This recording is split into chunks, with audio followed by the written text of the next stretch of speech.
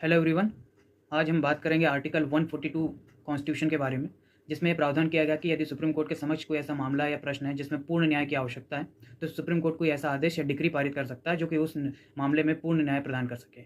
हम बात आज 142 की इसलिए कर रहे हैं क्योंकि कुछ दिनों पहले ऑनरेबल सुप्रीम कोर्ट ने अपने एक निर्णय में, जो कि तमिलनाडु राज्य सरकार वर्सेस तमिलनाडु के राज्यपाल का मामला था, उसमें तमिलनाडु सरकार के द्वारा पारित किए गए 10 कानूनों को सुप्रीम कोर्ट की सहमति से लागू किया गया है।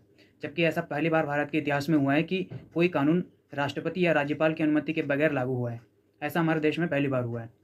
ये सुप्रीम कोर्ट ने इसलिए लागू किया है क्योंकि ये 2019 के इसमें 2 कानून थे और बाकी के 2023 के कानून थे।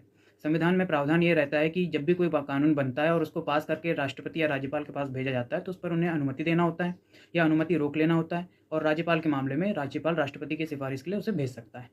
परंतु दोबारा पास करने के बाद भी राज्यपाल के द्वारा उसे ना तो अनुमति किया गया है, ना ही अनुमति रोकी गई, उसे राष्ट्रपति के विचार के लिए भेज दिया गया और राष्ट्रपति के विचार के लिए भेजने के पश्चात उस पर कोई भी एक्शन नहीं लिया गया। जबकि केंद्रीय सरकार की गृह मंत्रालय की एक नियम है जिसमें कि 3 महीने के अंदर राष्ट्रपति को उस पर निर्णय लेना होता है।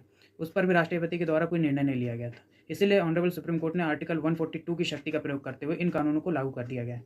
और इसके पीछे रीज़न ये दिया है कि एक लोकतांत्रिक देश है और सरकार जनता के प्रति जवाबदेही होती है। यह कोई स्पेशल बिल नहीं था, ये जनरल बिल थे तमिलनाडु राज्य सरकार के संबंध में। तो जनता के लिए जो कानून बनाए गए उन्हें जनता तक पहुंच होना चाहिए, क्योंकि हर 5 साल में सरकार को जनता के प्रति जवाबदेही होना होता है और जनता के बीच में आना होता है।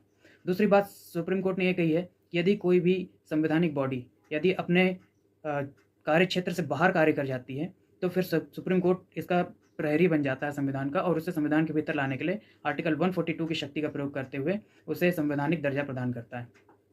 तो सुप्रीम कोर्ट का ये इस पर स्पष्ट मत था कि यदि कोई कानून यदि विधायिका या उसके अंग तरीके से लागू नहीं कर सकते तो उसे हम लागू करेंगे। ऐसा सुप्रीम कोर्ट ने आज नहीं, इससे पहले भी, जिसमें कि एक कार्यस्थल पर महिलाओं के संरक्षण का अधिनियम था, उसके संबंध में 1996 में Vishakha versus state of Rajasthan के मामले में यह निर्णय दिया था कि यदि आप इस पर कानून नहीं बनाते हैं तो हम कानून बना देंगे। और सुप्रीम कोर्ट ने 96 में गाइडलाइंस भी जारी कर दी थी, जिस पर 2013 में जाकर के कानून बना था। इस संबंध में केरल के राज्यपाल ने भी टिप्पणी की। उन्होंने कहा कि सुप्रीम कोर्ट अपने कार्य क्षेत्र से बाहर जाकर कार्य कर रहा है, कानून बनाना तो विधायिका का काम है, सुप्रीम कोर्ट हमारे काम करेगा तो हम क्या काम करेंगे। इस तरीके के आक्षेप सुप्रीम कोर्ट के ऊपर लगाए गए हैं। दूसरा, इस पर मेरा ये विचार है कि सुप्रीम कोर्ट ने इस निर्णय को दे करके अपने तरफ भी पेंडेंसी बढ़ा दी गई। अब हर किसी राज्य की सरकार सुप्रीम कोर्ट इन मामलों को लेकर के जाने लगेंगी। इस पर आपके क्या विचार है, आप कमेंट कर सकते हैं। Thank you.